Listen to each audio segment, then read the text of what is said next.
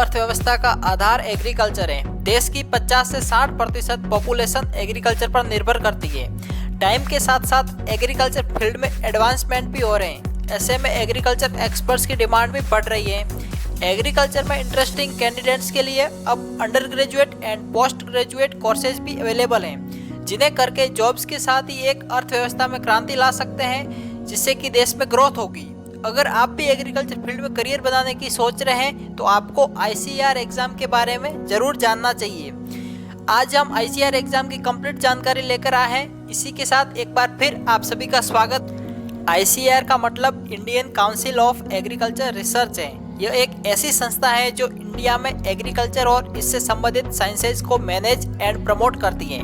ICAR के पास agriculture का एक लार्जेस्ट नेटवर्क है, जिससे आप central and state agriculture university से BTech, BSc, MTech, MSc and PhD कर सकते हैं।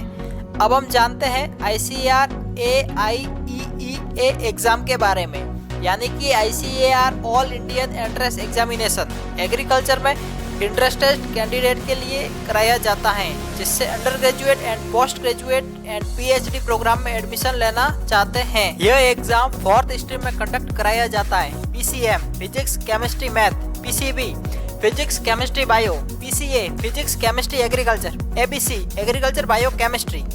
यह एग्जाम हर साल होता है, जिसको NTA यानी नेशनल टेस्ट एजेंसी कंडक्ट करवाती है। यह एग्जाम ऑनलाइन होता है, जिसमें MCQ यानी मल्टीपल क्वेश्चन चॉइस होती है। इसमें नेगेटिव मार्किंग का 1 नंबर होता है। इसी UG के लिए duration 2.5 hours and PG and PhD के लिए ड्यूरेशन 2 आवर्स होती है। ICAR AIUG एग्जाम में 150 क्वेश्चंस पूछे जाते हैं, जिसमें से आप अधिकतम 150 क्वेश्चंस कर सकते हैं, जिसके टोटल मार्क्स 600 होते हैं, यानी कि एक क्वेश्चन 4 नंबर का होता है। इस एग्जाम में UG का मीडियम हिंदी एंड इंग्लिश दोनों होता है, लेकिन PG का मीडियम इंग्लिश होता है। PG में टोटल क्वेश्चंस 120 हैं, जिसके 480 मार्क्स होते हैं, जिसमें राइट आंसर का 4 मार्क्स एंड रॉन्ग आंसर का 1 नंबर माइनस होता है।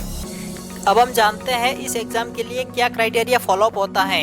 इस एग्जाम के लिए आपका इंडियन सिटीजन होना जरूरी है, साथ ही किसी भी रिकॉग्नाइज्ड बोर्ड से 10+2 हिंदी या इंग्लिश मीडियम से करना जरूरी है। 12th क्लास में agriculture bio chemistry physics math में से 3 सब्जेक्ट होना जरूरी है। साथ ही 12th क्लास 50% मार्क्स से पास आउट होना भी जरूरी है। ICAR AIEEUG एग्जाम को 2 स्ट्रीम में डिवाइड किया गया है। Stream A agriculture and biology, जिसमें ये डिग्री प्रोग्राम शामिल है। Agriculture, horticulture, sericulture, fishery, forestry, food science, home science and biotechnology. Stream B में मैथमेटिक्स है, जिसमें agriculture engineering, dairy technology, agriculture marketing and cooperation, food science, forestry and biotechnology. UG के बाद आप PG में यह कोर्स कर सकते हैं। Plant biotechnology, plant sciences, physical science, entomology and nematology, agronomy, social science, dairy technology, food technology, horticulture, home science, agriculture engineering and technology, animal science, veterinary science आदि हैं। आपको ये भी बता दें कि ICAR एग्जाम इंडिया की ऑलमोस्ट यूनिवर्सिटी एक्सेप्ट करती हैं, जैसे IARE, MP, UAT, AMU, SAU आदि। ICAR के फॉर्म ऑनलाइन भरे जाते हैं, एग्जाम भी ऑनलाइन होता है एंड रिजल्ट भी ऑनलाइन होता है। इसमें परसेंटाइल सिस्टम होता है।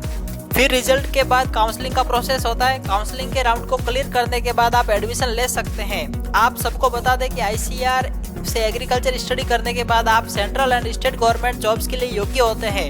इंडियन फॉरेस्ट सर्विस के अलग अलग पोस्ट पर भी कार्य कर सकते हैं। आप ये तो समझ ही गए होंगे कि एग्रीकल्चर से स्टडी करने के बाद कितने करियर ऑप्शन है।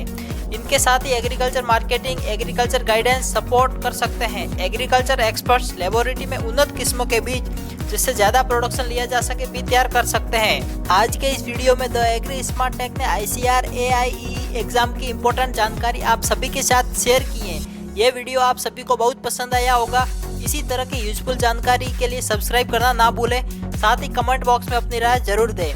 मिलते हैं अगले इंटरेस्टिंग वीडियो में, तब तक के लिए अलविदा लेना चाहूँगा।